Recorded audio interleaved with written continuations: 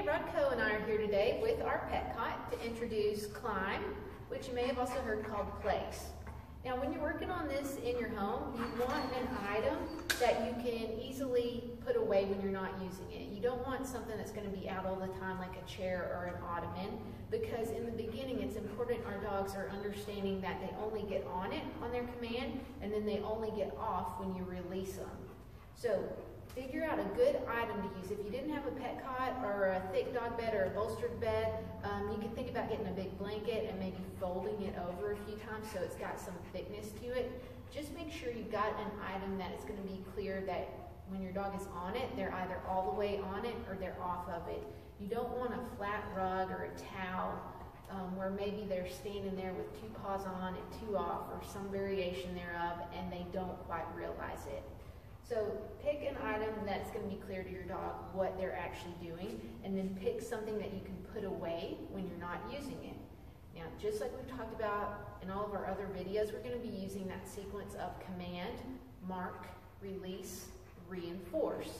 So for me personally, for this one, it would be climb, good boy, free, and then the treat. Just like all the other behaviors we've done, when you release your dog, it's very important that they stop doing the behavior when you say your release word and they come to you to get their treat or their toy. So for this, it means they have to get off of it when they hear their release word. And we also want to think about progression, just like we talked about with our sit and our down stay. So we're going to start with something easy, just a step or two, and then we'll build up distance from there. We'll build up time from there. We'll build up proximity to distractions from that. But start small and then build your dog's understanding progressively. And what we also want to be thinking about on this is if our dog does put a paw on the ground before we've said their release word, we're going to tell them no, and we're going to take them back and have them get back on the pet cot. This is a great time to be using your leash because you can just walk them back to it. You don't have to coax, you don't have to point. Those ultimately don't have a lot of meaning to our dog when we're trying to get them to make a different decision the next time around. So use your leash. Just make sure when you do have your dog on leash in your home, you know where they're at and you know what they're doing so they don't get caught on something.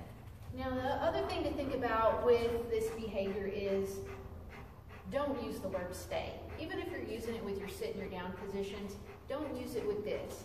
Rodco's on a down stay.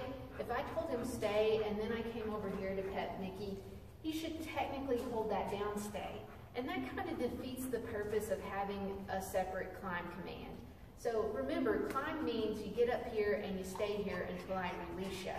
You can do whatever you want. You can do it down, you could sit, you could walk in circles, whatever you want to, just don't put your paws on the ground. So I encourage you, even if you are using stay with your sit and your down position, don't use it here. Just pick a word that means just stay up there. So just like with sit and down stay, we started with that pivot. We're going to do a similar concept with this. So it's just going to be a step around one corner and then back to where I started from. Don't release from a distance. We talked about that with our sit and our down. I don't want to release from out here. I want to come close and release from next to him. Good. Free.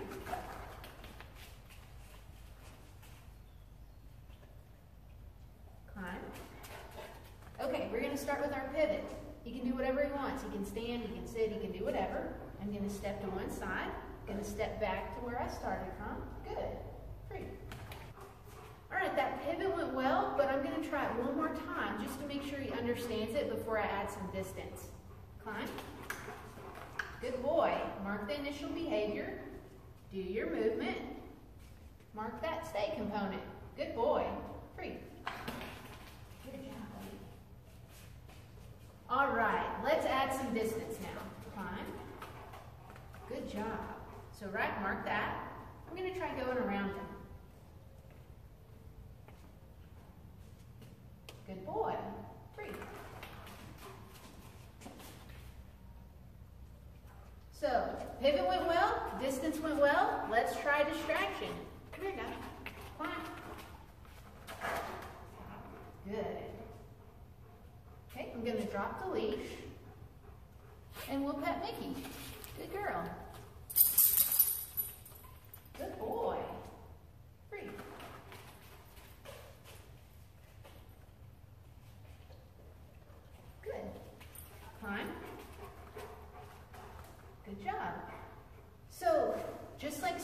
and down, stay. We started small. We ran through some progressive repetitions. Hey, stop.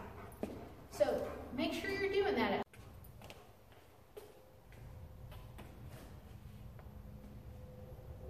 So maybe you think about, I want to have my dog climb while I go and answer the door. So the first thing you want to do, make sure they're comfortable getting up there. Then you want to think about building up a little bit of distance, so walking around them, like you saw me go in the circle, and then I walked a few steps away and added a distraction in. And then probably the next thing you want to think about doing is dropping your leash and walking a few steps away with your back towards your dog. That's kind of the first component of being able to have your dog climb and go answer your door. Once you can do that and come back and release and reinforce them staying, then it's just adding distance. Then maybe the next component might be just touching your doorknob. Once that's going well, then maybe you open the door. Each of these progressive repetitions, you're coming back after each one. If your dog holds their climb, you're releasing them and reinforcing.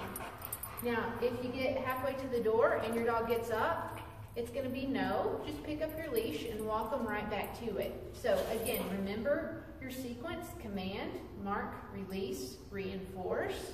Remember to build up progressively.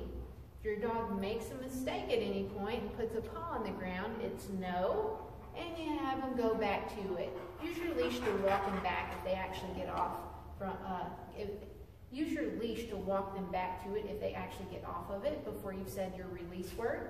And then always return to your dog's side or to in front of them, or basically anywhere next to your pet cot when you're doing your climb before you release them. Think of ways you could utilize this in your everyday life. It's a great tool to teach self-control, and it's a great way to incorporate an enthusiastic dog a little bit more calmly into your family activities. Hope you've enjoyed this exercise, and thanks for joining us.